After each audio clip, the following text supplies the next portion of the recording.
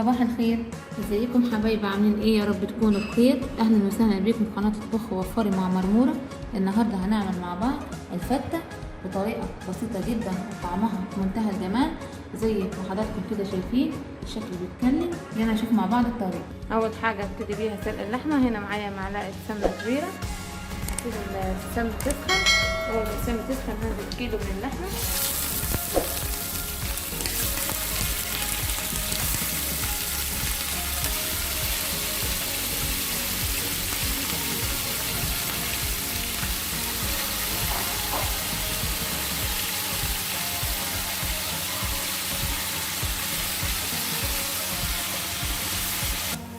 وهدي تشويحة للحمة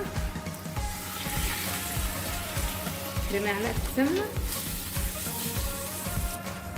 بعد ما اللحمة أخدت تشويحة هضيفلها بصلاية صغيرة، حبة من الطماطم، ورقتين ورق لورا، 5 فصوص ثوم، معلقة من الملح صغيرة، ربع معلقة من الفلفل الأسود، رشة جوز الطيب، نص عود قرفة. هنزل أول حاجة الثوم،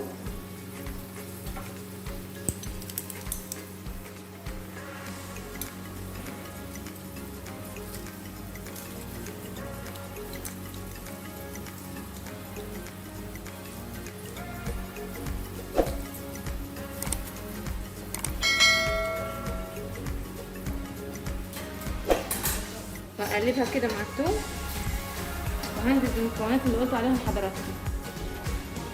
بعد ما نزلت بالبهارات ولازم افتح البصله 4/4 بس مش للاخر. هنزل بميه مغليه على اللحمه لغايه لما اغطي الجزء الاولاني. انا حطاها في حله من الضغط، واللحمه مش هتاخد سوا معايا، هتاخد تلت ساعه بالظبط وتستوي. هغطي الحله وهسيبها لغايه لما تستوي، وهنكمل مع بعض الخطوات. هنقطع مع بعض العيش اللي هنستخدمه للفتة. هنا معايا عيش بلدي، هقطعه كده بالمقص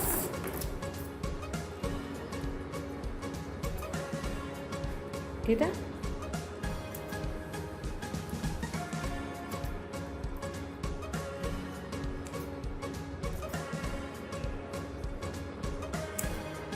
بعد ما قطعته هو طبقتين هفتحه كده في الجناب، ابتدي اقطع مربعات كده.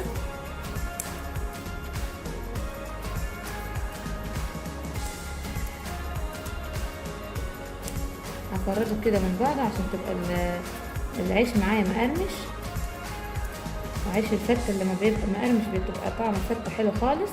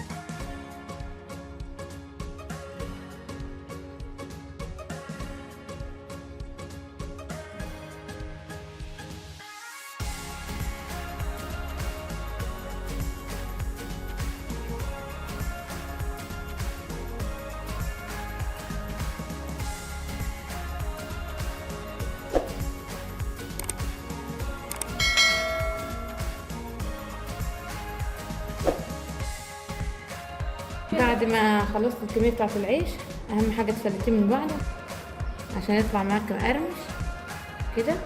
هجيب صينيه وهضيف فيها كميه العيش،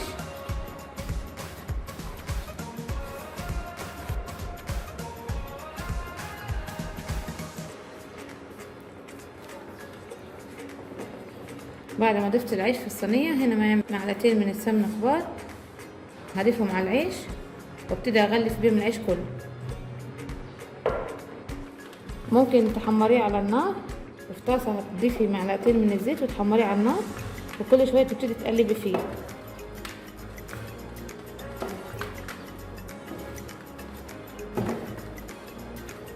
هغلف العيش كله بمعلقتين من السمنه عشان السمنه تطعم لي العيش يبقى طعمه حلو.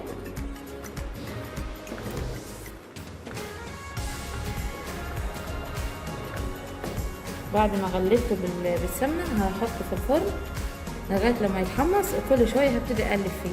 لو حابه تحمريه على النار هتضيفي معلقتين سمنه في طاسه وهتضيفي فيها العيش وتبتدي تقلبي كل شويه. هدخله الفرن يتحمص. هنعمل الصلصه. هنا معايا طاسه هضيف فيها معلقه سمنه كبيره. اول ما السمنه تسخن هنزل بمعلقتين كبار من الثوم المفروم، هبتدي كده احمر الثوم.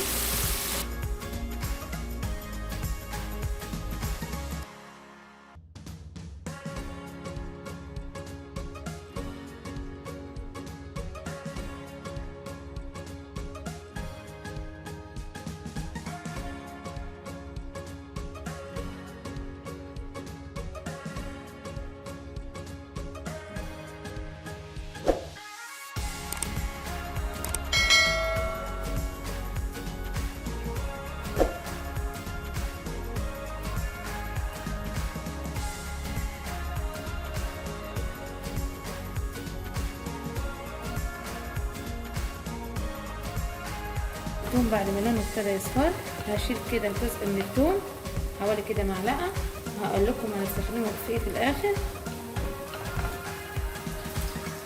الجزء الثالث معايا ربع كوبايه من الخل، وابتدي كده اقلبها كده تقلبتين.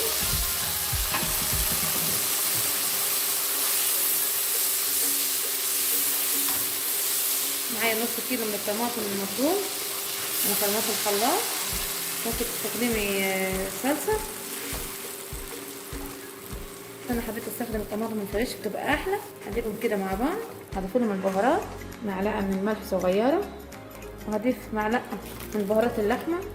لو مش متوفره معلقه صغيره من بهارات اللحمه اللي مش متوفره عندك هتضيفي 7 بهارات، وربع معلقه من الفلفل الاسود، نص معلقه من البابريكا، معلقه من الكزبره الناشفه.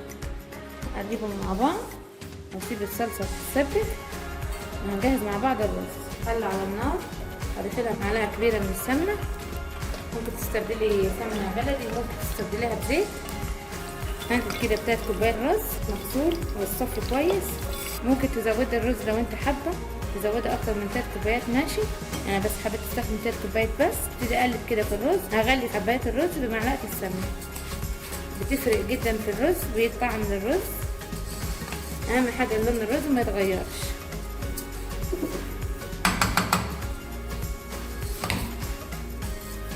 هنزل كده بالشوربه على الرز، شوربه اللحمه. لكل كوبايه رز لها كوبايه من الشوربه او كوبايه من الميه. هضيف معلقه صغيره من الملح، اقلبهم كده تقلبتين. احمر معاكم اللحمه. هنا معايا طاسه فيها معلقه من السمنه، سبتها تسخن كويس. وادي اللحمه بعد ما استوت خالص. هبتدي كده انزل بقيتها على اللحمه.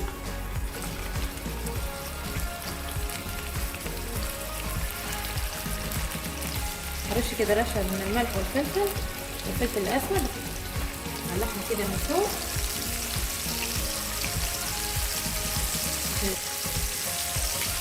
ادي اللحمه بعد ما اتحمرت على الجنبين حطيت عليها. وادي الرز بعد ما اتشرب ومفلفل ومعجنش معايا خالص. وادي الصلصه سبتها تتسبك بالقوام ده. وادي العيش بعد ما اتحمر. يلا نجهز مع بعض الطبق. هتجيبي طبق كبير، صينيه كبيره، اي حاجه انت هتستخدميها. هنا معايا العيش بعد ما حمرته، لازم يكون مقرمش عشان يبقى طعمه حلو.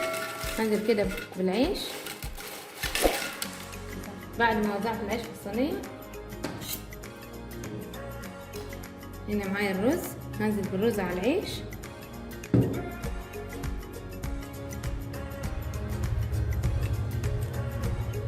والرز مفلفل.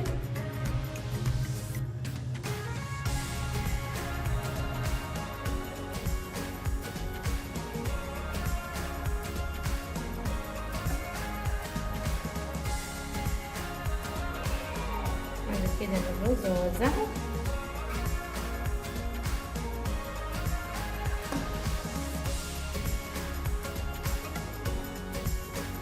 هنا معايا شوربه اللحمه، هضيف لها كده كبشين من الشوربه. انا مش عايزه العيش يطرى معايا، عايزاه يفضل مقرمش. انزل كده بالصلصه.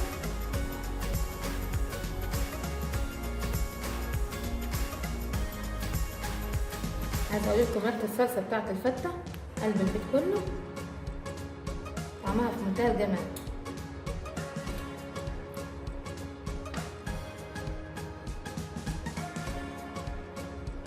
هضيف كده قطع اللحمه.